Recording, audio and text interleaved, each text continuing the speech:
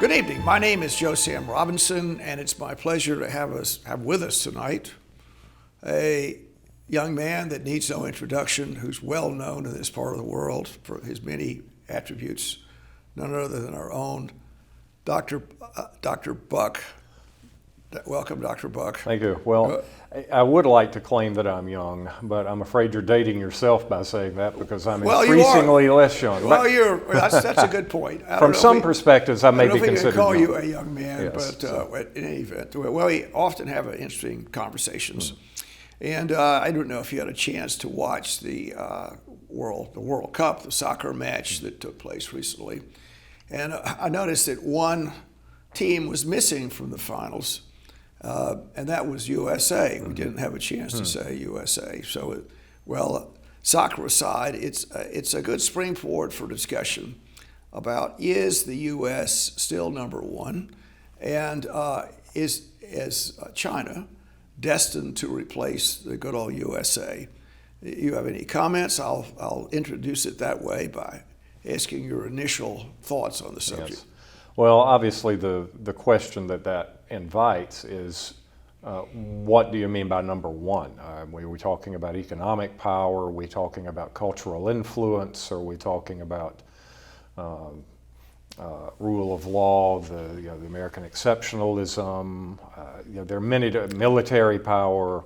There are many different ways. I would answer that by saying all of the above, and generally I would say this: that the other cultural power flows in a way from economic power. Yes. And the two are intermingled. Yes. But I would say economic, and then how it transposes itself into world influence, and also the societal model that other countries may wish to adopt. So does Mexico, for instance, want to be like the U.S., and does Vietnam want to be like China, to say it that way? Well, I think you can't speak corporately. You'd have to speak, which Mexicans would like to be like China or like the U.S. But you actually stumbled into an area that fascinates me. That I think it's. You don't think it was deliberate, but it's crucially geographic. Yeah, it's crucial geographic. It's not taught. It hasn't been taught. Yes. Typically in survey courses for many years, but it's the concept of the maritime power versus the continental power. The maritime power is a country that is built on trade and maritime trade by access to the world's oceans, which it can leverage to amass a tremendous amount of economic power while at the same time it is exporting its culture over these same maritime sea lanes of communication that carry its trade. So it's that 1-2 punch you're talking about. It's economic power as well as cultural influence. And the greatest powers in all of history have tended to be maritime empires. The Phoenicians, which we still use their alphabet system, the Athenians, and just think Socrates, Hippocrates, Hippolytus, Eratosthenes, Sophocles, all of the great Athenian names. Yes. For cultural impact, the very concept of democracy. Rome, which was a continental power that became a maritime power. The Netherlands, and then of course the British Empire, which by any standard, adjusting for inflation, was clearly the biggest and the richest empire on earth, and now the United States. The continental powers, on the other hand, not so much. They tend not to fare as well over the long haul. China is a classic continental power, but the disturbing thing is it is now making really strong inroads out into its adjacent waters, and is making a very concerted effort to essentially colonize the South China Sea, the Western Pacific, and I think that's going to be the one thing that's really missing that would allow them to overreach and dominate the United States in the next century. Rather like the Roman Empire. Yes. I mean, you brought that example up. So the Romans were, if you on a minor scale, we were land-based power, Yes. and then necessity fighting the Carthaginians, yes, very good. Yes, they fought them. And the Mediterranean became Mare Right, Nostrum. a big lake, yes. Well, all right. So that's a start of the conversation.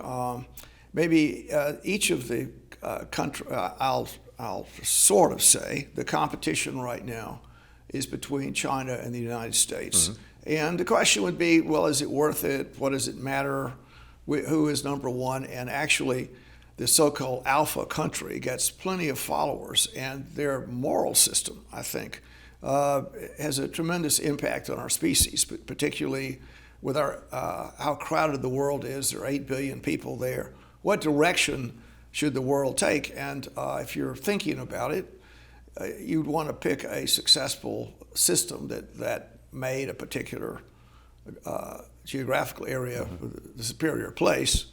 And the Chinese are competing with us just out of the, we've been sort of jogging along, and they're sprinters just racing past us. And the same sort of pessimism about our institutions and our ability to maintain our political, economic, and cultural dominance existed, I think, when the Japanese took off in actually somewhat of a similar way.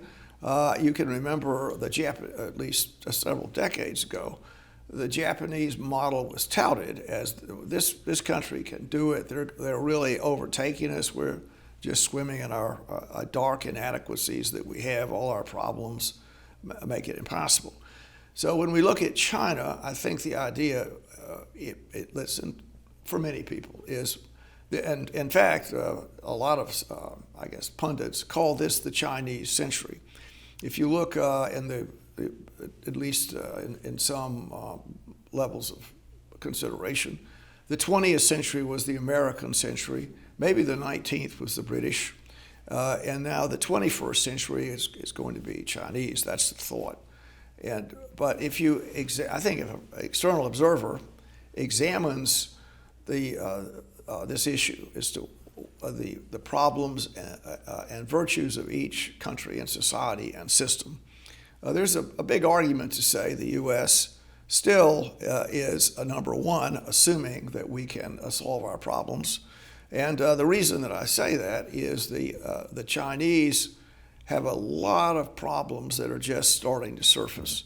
And one of the, I think, interesting pieces of information that appeared recently is a Japanese think tank that obviously monitors these things, as in some ways Japan is between these two superpowers. They're right, and they've got a long history in dealing with each of them.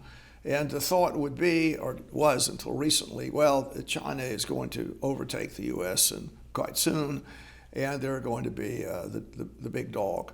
And they've recanted that opinion recently, believing the problems that China has are going to be so vexing that their ascent into the world's number one position is going to be troubled, and the U.S. Presumably can stay as a predominant world power with the assumption that we can solve our problems. But maybe we can discuss a few of the Chinese virtues and problems they may face. Yes. I'll let you, whatever thoughts enter your mind on this, you may not have think about it every day, but maybe you've got some thoughts on it. Well, I think you're probably better prepared in this area. I'll preface, I do have a few thoughts. I will preface that by saying that, yeah, that's a big if, that America is so horribly divided within itself at this point that there are very few occasions when you have a nation state that can be a dominant player on the world stage if it has tremendous internal problems.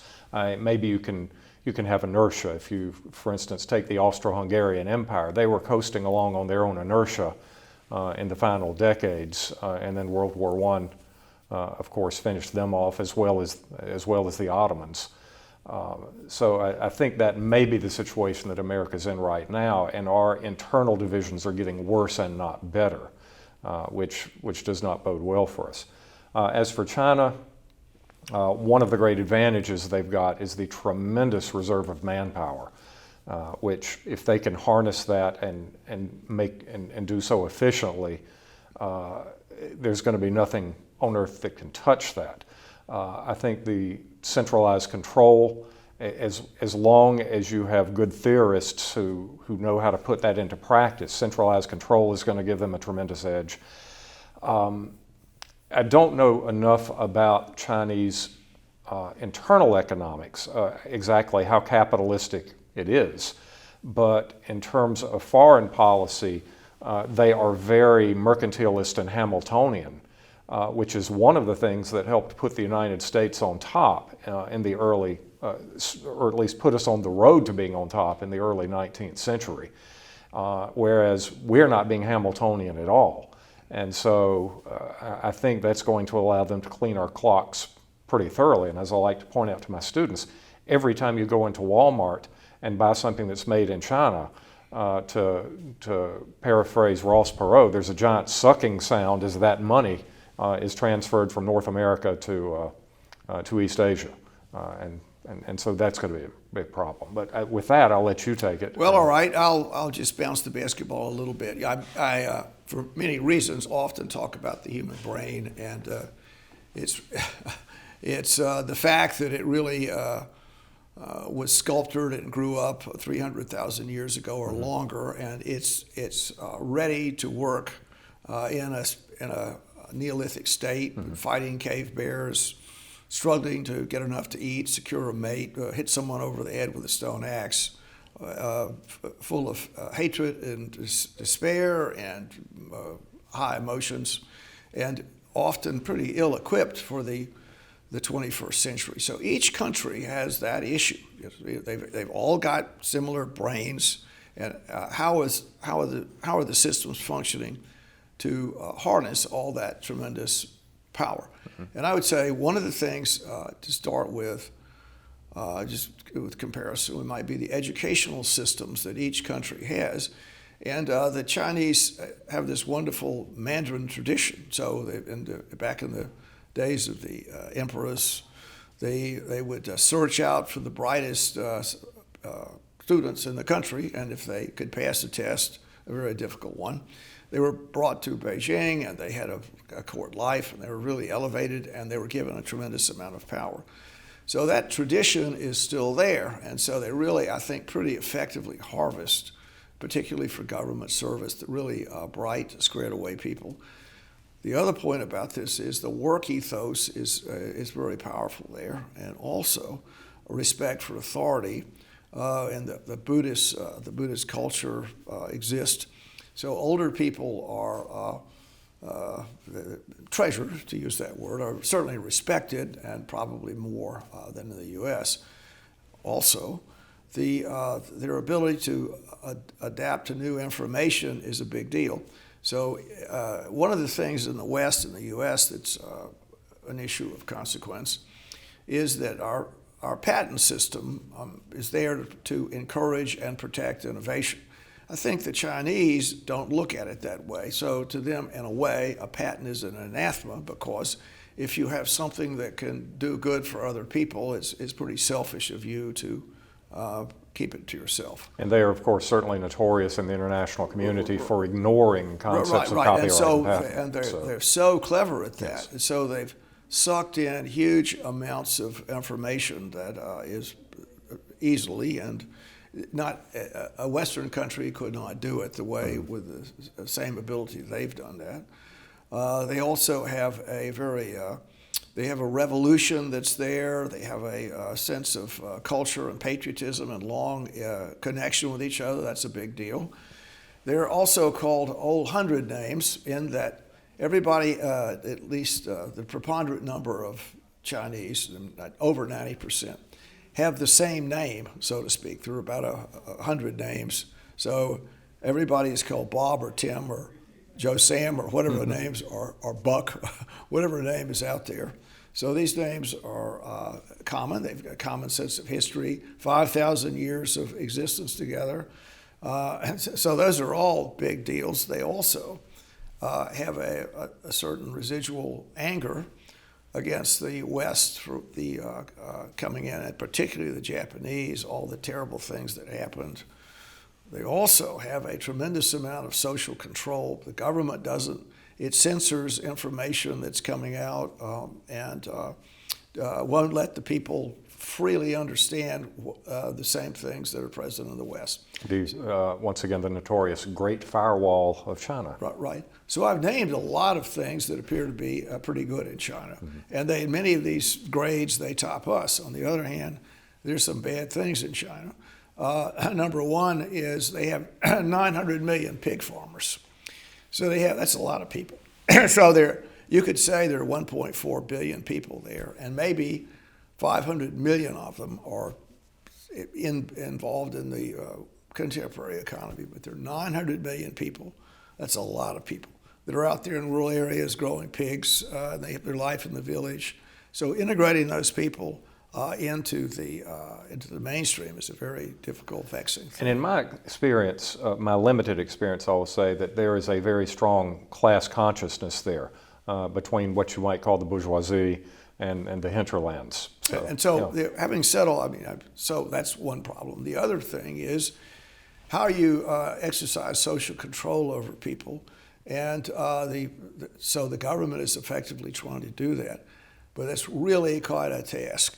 And one reason there's a task is in the past, in the Soviet world, or the communist world, it was pretty much economic circumstances were similar. Now they're not. And so many people can really do very well and make zillions of bucks. The bourgeoisie or the extremely rich people, they really have quite a lifestyle. And one reason for that is the tax system. So one of the things that goes, the machinations of the Chinese economic system, it certainly requires someone other than me to discuss it. But one of my understanding is that there's a very low tax rate. But then after 70 years have elapsed, the government takes everything. So you have a big house. You're not going to pay taxes on it. You can live in the big house, and at least your children and maybe your grandchildren. But then the government gets it back. So we have those issues out there in regards to how the wealth of the country is being distributed, and there's an enormous tension out there in regards to that. And then finally, an example of a real failing of the system is the way they're handling the coronavirus outbreak, and this is really quite stupid. I think most people would say that. So if you have a Western observer, you could say, well, look, you've got a terrible vaccine. Your vaccine doesn't work. That's point number one. Point number two, you need to vaccinate all of the old people. And then point number three, the lockdown arrangements that were so praised earlier, and indeed they were, are causing all kinds of terrible harm. And why is it that this happens? Why is this happening this way? Well, the centralization of the country makes, when a bad decision happens, it just ricochets all over the place and causes terrible problems. And it's like if you're in a big, huge ocean liner and there's an iceberg up there and there's just one pilot and he can't do anything with the big ship, it hits the iceberg and gets tremendously destabilized. So you could say that, and finally the other thing is the absence of transparency in the whole Chinese system there. So we're trying to, if an observer would say how many people have died with coronavirus in China, and the numbers are pretty not believable. The other point is that all the shortfalls and how they're managing their health system is a big deal. Each province has its own kind of arrangement, and you mentioned the class system. If you live in one of the big cities there, you're really a big dog. If you're in Shanghai or Beijing or Guangzhou, you're a big dog, and they look down on all the people from the provinces. So there's a substantial amount of tension there. Additionally, in the far reaches of the country, where the Islamic community lives, and in Tibet, there's tremendous border tension, and there's all kinds of problems there. So just putting that together, a question is going to be is how agile that monolith is going to be as it confronts all of the change in the century brings. So one story is, with so much change out there, how is a pretty rigid country going to handle that, rigid in a way? And you could look at, let's say, the ancient Egyptians. What happens when all these changes take place? How well is your system going to survive? And it thrives on rigidity and stability. And that's, if it doesn't have the ability to change, it's not going to work out well. The Romans will run the situation. So those are some problems. Another one is the efforts at birth control in China. So pretty much the deal is one child for each household, and that's been altered to some degree, but still it's been present for a long time. And what happened was the deal would be, we want a son and not a daughter, and as a result, there's an enormous maldistribution of the genders. So there are a lot of young men with no women around. And then when you have this free-flowing testosterone with no outlet, that leads to it leads to all sorts of potential bad things, destabilization, revolution. Right, and you can also say, well, look at just what happened there and the Great Leap Forward with Mao. I mean, that was just a few decades ago. The place just went crazy. Well, all right, those are some. But I think let me catch on that. I think that in itself undercuts your argument about agility. That if you look how fast China has changed the rules and advanced just in the last 50, not even the last 50 years, really in the last 30 years, if they can manage to continue to adapt like that over the next 70 to 100 years, I think that there'd be no stopping them. Now the question is, can they do it? I think if they get really good, far-sighted leadership in control of this centralized system, then they can make the right decisions, I don't think that becomes a problem. Now, if you get people who are wedded to their ways and, well, it's worked for us well in the last 30 years, why mess with success? Then you could run into a problem. Well, I mean, I don't think the analogy of how the Great Leap Forward, there's some special factors that allowed that the Chinese Renaissance, and one of them was the U.S. and the West. So the idea was, we want to put you in the world. We've knocked the communists off. The Berlin Wall fell. We now can have a whole nother model, which is basically the American model, if I can phrase it that way. So all kinds of American capital flowed in. The Chinese were invited into the world order. All kinds of trade barriers were eliminated. And indeed, I would say this, there was a lot of going forward together. And that allowed this transition. Now, it's going to be a different story if, in fact, the two countries don't work together now. And in fact, this is a very big deal, in my opinion, as to the difficulties China faces, and then we can segue over to the U.S. It's a good way to segue over there. But I think the Chinese model was, we accept the Western deal. We got it. You guys, we're gonna copy America. Look at all the stuff that's out there. We're gonna do this, and we're gonna do that, and let's have a big pan-Pacific trade arrangement. We'll send all our bright students to the U.S., and we can send people. You can come and walk on the Great Wall, and we have our worldview as a continental power was not to be aggressive. The sea lanes can be yours. We can do this. We can do that. Well, at least that was the hope, and I think that was particularly true at the end of the last century. And for whatever reason, that has fallen apart, and I consider that a great tragedy. And the tragedy is that old Neolithic brain that we have is just not adapting to contemporary circumstances. So can we trust the Chinese Are they really going to do something terrible to us? Are they stealing atomic secrets? Or they eat dog, whatever their strain. They enjoy a nice, tasty dog, whatever the deal is there.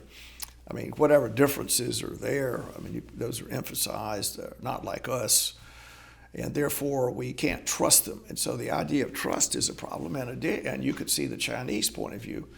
Establishing a sense of trust, it would be difficult with all the opium wars. Think about that. The Brits came in and they forced people to. We can make some money off turning you into opium eaters. So, of course, it'll destroy you. I mean, you people, but we consider that nothing compared to the financial benefits we receive. We'll be able to make some money off this. So if you die in the streets, that's okay. And the Chinese emperor said, no, we don't want to do that.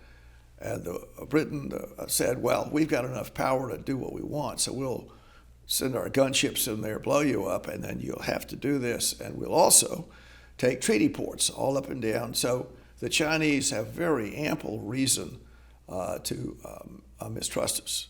And they're also, just going back, the Chinese exclusion policy. Mm-hmm. So we're not going to let any Chinese live in the U.S. And they came in to build the Union Pacific Railroad. Central Pacific. Central. Yeah. Are there two of them? Yeah, Union Pacific actually built west, and the Central Pacific built east. Right. So most of the coolie labor is going to be starting in California. Right. Okay, well. But good, you're doing a lot better than most of my freshmen. So. Right, in any event. Okay, well, I'm happy to hear that. Yeah. Well, in any event, so the Chinese have really reasons to mistrust us. And we have a certain paranoid style in American politics. It's a famous essay, I think. A very controversial one. So yeah, that was out of Columbia by. I want to say not Fehrenbacher. No, I'm blocking on the name. We're both having that senior moment, but yeah, Hofstadter. Oh yes. Hofstadter. Yes. He was pilloried for that. He really was. So yeah. Well, I won't get into the sharp elbows of historians. Mm-hmm. I won't go there. Well, in any event, so we have these reasons to distrust each other. It didn't work. The Chinese, presumably, if they go, they will not have Western help if they try and go through another transition with these problems. Well, if you watch them, though, I think two things to watch out for in the future that could be dispositive. They're also making a lot of moves into the Indian Ocean. They're solidifying relationships with the Middle East. With a lot of potential energy suppliers there. They will be in competition with us for oil supplies, and their trade routes for those supplies are a lot shorter than ours. They're on the same continent as them. And as they move out into the Pacific and get astride those sea lines, they'll be in a position to strangle both commerce as well as naval forces. And those could be some big elements that you need to watch that may very well tip the balance. Well, I take your point, and I regret that these fears exist, and maybe with good reason. I mean, I'll just merely say that the Indians are there, they're fighting. There are many people that live in India as in China. The Japanese are right there watching the situation in Vietnam. Is nervous about them, and then you've got Australia, you've got Western stuff. And you also have in the Islamic world, they don't like what the Chinese are doing there. And the way they played the game in Africa is, I say this, the African communities expect a certain forbearance in dealing with banks or dealing with whatever. As victims of colonialism, they expect a certain foot up on the story. And the Chinese haven't played it that way. So I'm not, and the vaccines they put out there were pretty ineffective.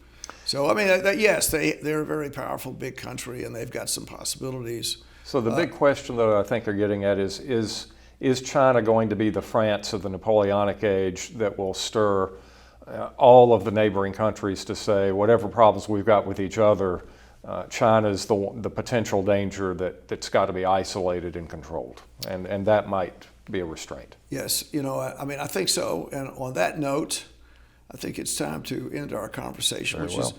We haven't gotten to the U.S., which I think we could do at another sitting.